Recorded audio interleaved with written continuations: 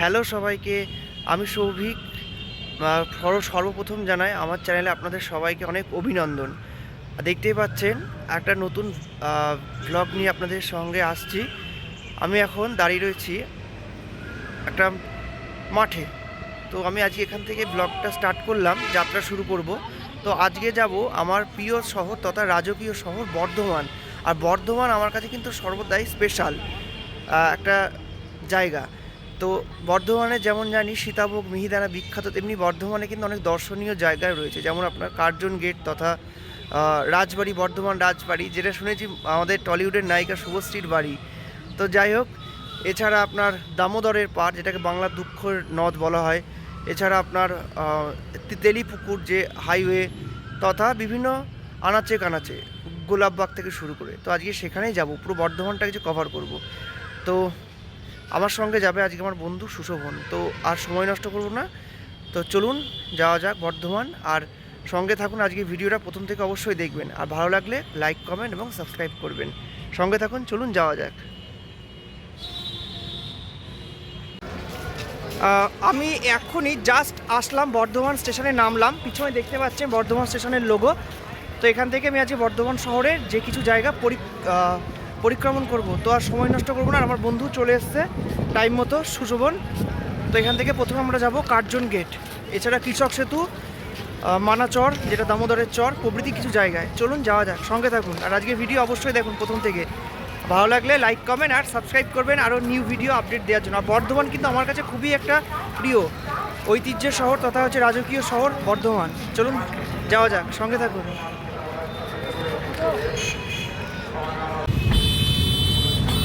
Bardhaman Curzon gate এবং ব্যস্ত শহর।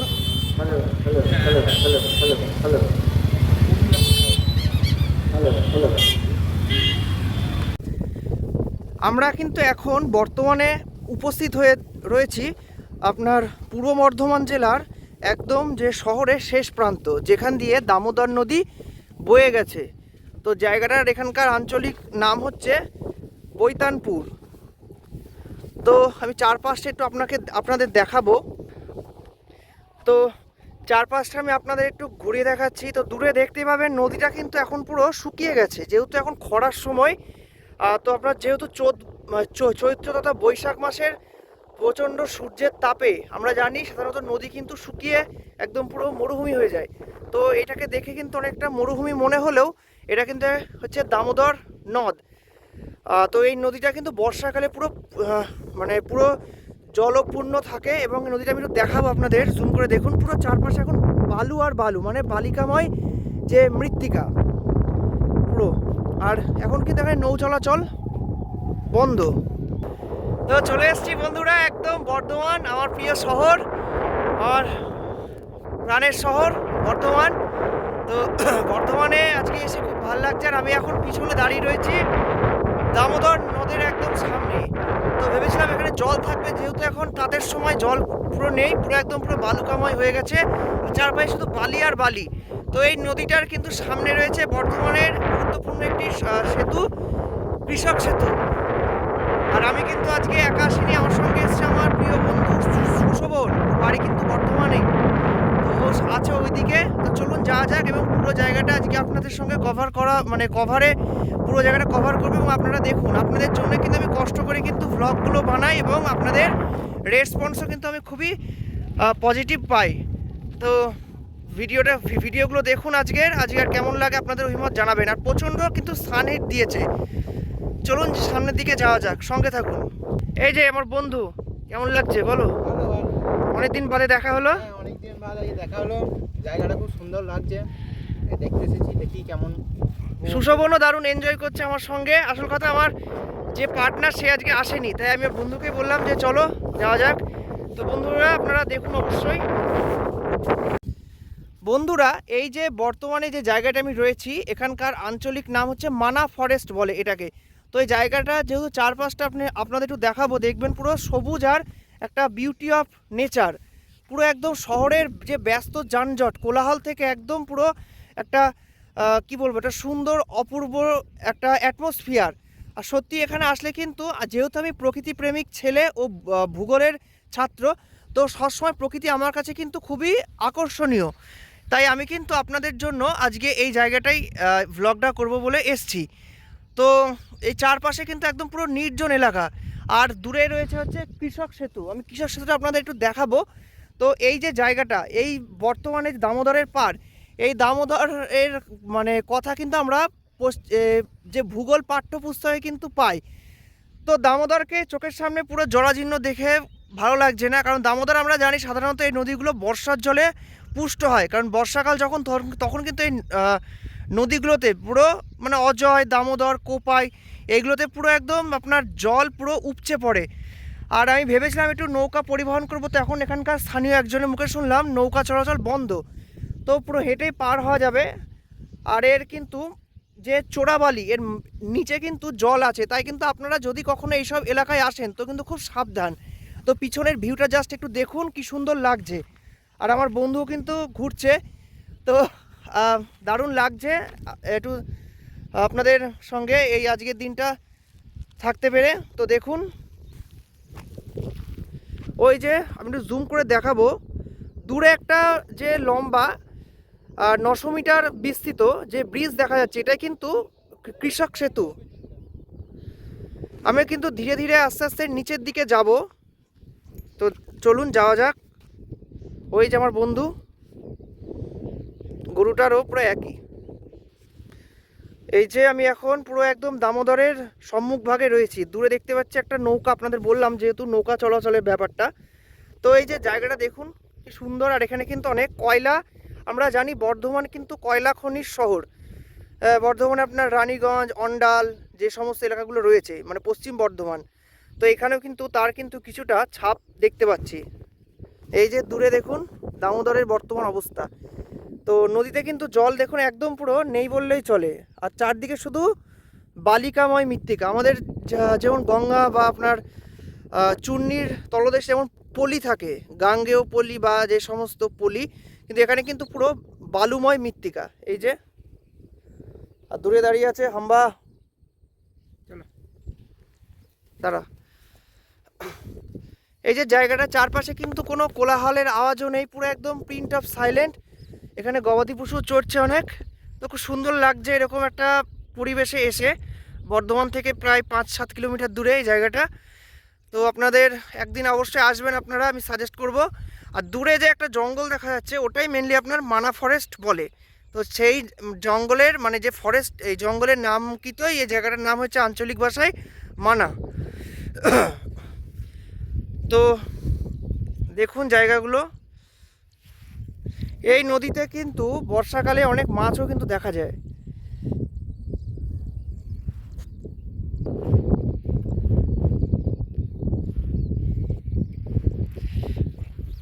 প্রচণ্ড পরিমাণ সূর্যকিরণ মাথার উপর আলো দিচ্ছে, চারপাশটা পুরো একদম ধূসরময়। এখন আমি বর্তমানে রয়েছি একদম বর্ধমান শহরে যে ঢোকার মানে শহরের যে প্রবেশদ্বার, কৃষক সেতু দেখতেই পাচ্ছেন, রবীন্দ্রনাথের ছবি, আর এখানে কিন্তু একজনের মূর্তি রয়েছে।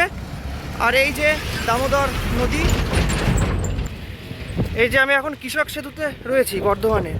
তো এই ব্রিজটা কিন্তু খুবই ব্যস্ততম একটা ব্রিজ, আর এই ব্রিজের আমার সামনের দিকে যাচ্ছে আপনার বাঁকুড়া তথা হুগলির আরামবাগ, তারকেশ্বর লাইন, আর এইদিকে কিন্তু আমার পূর্ব দিকে আপনার বর্ধমান ঢুকছে। তো এই যে চ্যানেল আপনার দামোদর যে নদটা আপনাদের দেখাবো, আমি কিন্তু এখন দেখছি দামোদরে কিন্তু জল রয়েছে। তো ওই সাইডটা কিন্তু আপনার যেহেতু বৈতানপুরের দিকে, সেখানে কিন্তু চর পড়ে গেছে, পুরো বালিময় যে মৃত্তিকা। আর আমরা যত দূরে যাব তত কিন্তু নদীটা কিন্তু পুরো খরা মানে শুকনো, যত আমরা দূরে যাব তত কিন্তু আমরা নদীটা খরা দেখতে পাবো। আর প্রচণ্ড পরিমাণ সান হিট ধরতো, আমরা যত আপনার ওই সাইডে যাব মানে নদীর পাড় দিয়ে, তত কিন্তু নদীটা কিন্তু পুরো খরা মানে শুষ্ক হয়ে যাবে, ওখানে কিন্তু জল নেই বললেই চলে। আর এই কৃষক সেতু কিন্তু খুবই ব্যস্ততম একটা সেতু, দেখতেই পাচ্ছেন এক নাগারে লরি, বাস, ছোট গাড়ি এসেই যাচ্ছে। আর এই যে এখানে কিন্তু অনেক বাচ্চা কাচ্চাও সব লোকজন চান করছে। কৃষক সেতুতে আসতে পেরে খুব ভালো লাগছে। আর কৃষক সেতু কিন্তু বর্ধমানের একটি গুরুত্বপূর্ণ রাজ্য সড়ক, যেটা হুগলি, বাঁকুড়া, মেদিনীপুর প্রভৃতি যে পশ্চিমাঞ্চলের রাঢ় অঞ্চলের জেলাগুলো রয়েছে সেগুলোকে কানেক্ট করে।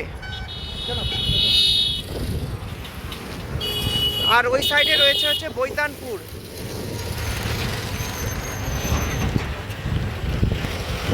এই যে রিভার দামোদর।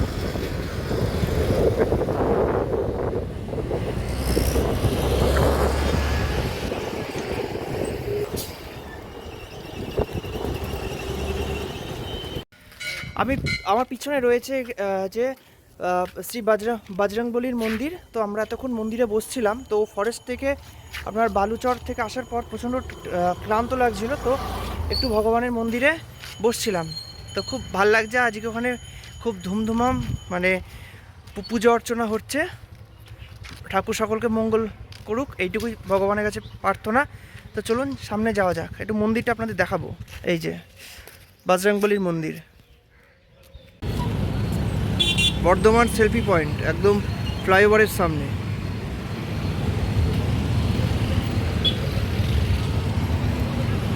ব্যস্ত শহর বর্ধমান। বন্ধুরা, এখন আমি বর্তমানে রয়েছি আপনার বর্ধমান যে বাস স্ট্যান্ডের কাছে অবস্থিত 108 শিব মন্দির। এই মন্দিরটা কিন্তু কালনা মন্দিরের থেকে একটু আলাদা। সুশোভন, কিরকম লাগছে?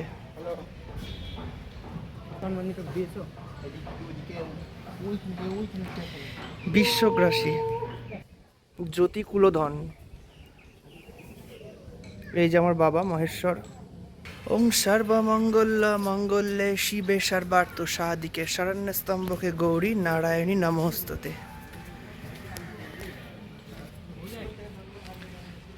বাবা ভোজনাথ। বাবা এক একটা মানে রূপে এখানে কিন্তু অধিষ্ঠান করছেন, কখনো ভৈরব, কখনো নকুলেশ্বর, কখনো মহাবিষ্ণু রত্নেশ্বর। তো আমি দিচ্ছি, দাঁড়াও। তো এইখানে কিন্তু আমরা এই যে দুই বন্ধুতে 108 যে শিব মন্দির দেখছি, এবং প্রত্যেকটা মন্দির কিন্তু ভগবান বাবা ভোলা মহেশ্বরের এক একটা যে অবতার মানে অবতারণ যে রূপ, সেটা কিন্তু আমরা দেখতে পাই। কখনো তিনি নকুলেশ্বর বা কখনো তিনি আপনার জগতেশ্বর, জগতের পিতা এবং মহেশ্বর নামে কিন্তু অভিহিত। তো কালনার আমি এই বর্ধমানের বাস স্ট্যান্ডের কাছাকাছি কিন্তু এসছি, কিন্তু এখানে যে এই মন্দিরটা রয়েছে আমার সত্যি মগজে ছিল না। তোমার বন্ধুর সুবাদে আসতে পেরেছি। আর যেহেতু আমি ব্রাহ্মণ বাড়ির ছেলে, আমি কিন্তু প্রচণ্ড মানে ঈশ্বর মানে বিশ্বাসী, এবং ঈশ্বরকে খুবই কিন্তু আমি মানি এবং শ্রদ্ধা করি। তো এই মন্দিরে আসতে পেরে সত্যি আমার খুব ভালো লাগছে। সঙ্গে থাকুন এবং আপনাদের কিন্তু ভালোভাবে আমি এই মন্দিরটা কভার করাবো। আর এখানে একটু আসতেই কথা বলতে হচ্ছে, যেহেতু এটা ভগবানের আরাধনার স্থান। বিশ্বকর্তা মানে যিনি পৃথিবীকে পরিচালনা করছেন, জগৎকে, এই যে গুরুশ্রী। এখন আমরা লাঞ্চ করতে বসছি, এই যে আমি আর আমার বন্ধু। তো বানাপড়ে ঘুরে আসার পর আমাদের প্রচণ্ড খিদে পেয়েছে, আমরা এখন লাঞ্চ করছি বাঙালিয়ানা। এখন আমি রয়েছি বর্তমানে যে জায়গাটায় দাঁড়িয়ে, জায়গাটা দেখুন। জায়গাটা হচ্ছে বর্ধমানের মিনি জু, মানে হচ্ছে বর্ধমানের একদম প্রাণকেন্দ্রে অবস্থিত যে ছোট চিড়িয়াখানা। আর এটা একদম হচ্ছে গোলাপবাগে অবস্থিত, পাশেই রয়েছে বর্ধমান বিশ্ববিদ্যালয়। এখানে কিন্তু আমি পরীক্ষা দিতে এসেছিলাম এমএ পার্ট 1-এর। তো আমি জানতাম না এর পাশেই কিন্তু রয়েছে এই চিড়িয়াখানা। আর এখানে কিন্তু অনেক জীবজন্তু রয়েছে। এটা আলিপুর চিড়িয়াখানা বা হচ্ছে জলপাইগুড়ির যে দার্জিলিংয়ের যে জু আছে সেটার মতো অতটা বড় নয় অ্যাকচুয়াল। ঢেকুর উঠছে বিরাট। আর তো এখানে একটা আমি চিতা দেখতে পেলাম, একটা লেপার্ড দেখলাম, একটা ভাল্লুক দেখলাম। এছাড়া কিন্তু কিছু যে আপনার কালারফুল যে বাহারি যে পাখি, সেগুলো কিন্তু দেখছি। তো চলুন সামনে যাক, তো সামনে চলুন যাওয়া যাক, দেখি আর কি দেখা যায়, কি অ্যানিম্যাল। আর এখানে কিন্তু যেহেতু চারপাশটায় পুরো শান্তময় এবং সবুজ, মানে সবুজ বনসৃজন, আমার মুখ চোখ দেখে বুঝতে পারছেন প্রচণ্ড আজকে কিন্তু আমার পরিশ্রম হয়েছে, কষ্ট করে কিন্তু এগুলো আপনাদের জন্য বানাই, আপনাদের আনন্দ দেওয়া আমার হচ্ছে ডিউটি। তো এই যে চারপাশটা একটু দেখুন আপনারা। এই যে আমার বন্ধু, ওর কিন্তু খুব ক্লান্ত লাগছে। কীরকম লাগছে একটু বল। ভালো ভালো ভালো, অনেকদিন পর আমরা অ্যাকচুয়াল আসতে পেরেছি, এই জন্য আমাদের খুব ভালো লাগছে। তো ও আর আমি লাস্ট গেছিলাম আপনার হচ্ছে ওই হাওড়া বোটানিক্যাল গার্ডেনে। দেখবেন ওই বোটানিক্যাল গার্ডেনের ভিডিওতেও আছে। তো প্রায় অনেক দিন বাদে ওর সঙ্গে আমার দেখা। এই যে পাখির ডাক, নিশ্চয়ই পাখির মানে কলতান, ময়ূরের ডাক মানে কেকা, আপনার হচ্ছে কলতান পাখির শুনতে পাচ্ছেন। আর চারপাশটা দেখুন, দুদিকে পুরো শাল গাছের সমাহার। আর শাল পাতাগুলো যেহেতু এখন বসন্তকালের সময়, পাতা ঝরে যাওয়ার সময়, তাই শাল পাতাগুলো কিন্তু এগুলো পড়ে খুব জায়গাটা একদম পুরো সোনাঝুরির যে খোয়াই ফরেস্ট তার আকৃতি ধারণ করেছে। ওই সামনে একটা বেয়ার আমি দেখাবো আপনাদের, দেখুন। ওই যে কালো একটা ভাল্লুক, এর নামও এখানে লেখা আছে। ওই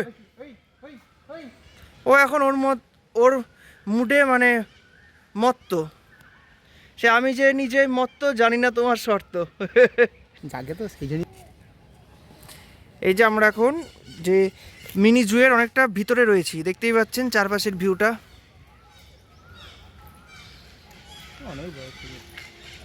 সামনে চল।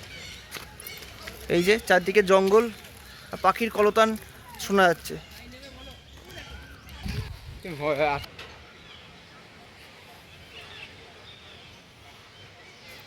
চৈত্রের তীব্র দাবদাহের হাত থেকে বাঁচার জন্য, সাময়িক স্বস্তির জন্য এই যে প্রকৃতি, যে বৃক্ষ, তার নিচে বসে যে মৃদুমন্দ এবং মিঠেল হাওয়ার স্বাদ, অনুভূতি অন্যরকম।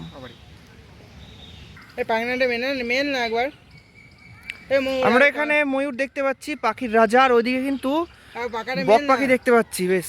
আর নামও দিয়েছে আপনার দেখুন, মদন টাক। ওই যে দূরে সাদার যে ব্ল্যাক কালারের সংমিশ্রণে যে বক পাখি, বড় যে বক পাখি সেটা দেখছি। এই যে ময়ূর, দারুণ লাগছে। এখন বোধহয় এখন লাঞ্চ করছে আপনার ওই ময়ূরটা। পিছনে দেখতে পাচ্ছেন একটা জলাশয় রয়েছে, এখানে কিন্তু কুমির রয়েছে। তো দেখা যাক কুমিরটা দেখা দেয় কিনা। দেখা দিলে আপনাদের সামনে দেখাচ্ছি, দেখে থাকুন।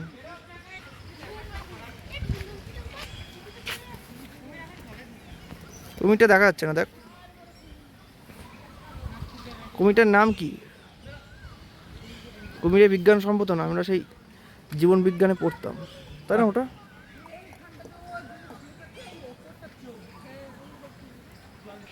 এখানে আমরা আরো একটি পাখি দেখতে পাচ্ছি, নকবার্ড। দেখুন, বর্ধমান জুওলজিক্যাল পার্ক। এখানে আমরা ময়ূর আর এই যে উট পাখি দেখতে পাচ্ছি। তো দেখুন, ময়ূরটার নামও লেখা আছে, বিজ্ঞানসম্মত নাম। আর এরা কি কি খায়? সাপ, এই যে টিকটিকি, ফলদানা। এই যে ময়ূর, সিলভার ফিজেন্ট পাখি।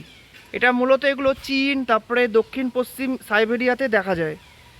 এই যে লেখা আছে মৃগ উদ্যান। জায়গাটা দেখুন, জাস্ট ওয়ান্ডারফুল। এই যে হরিণ, অনেক হরিণ রয়েছে এখানে।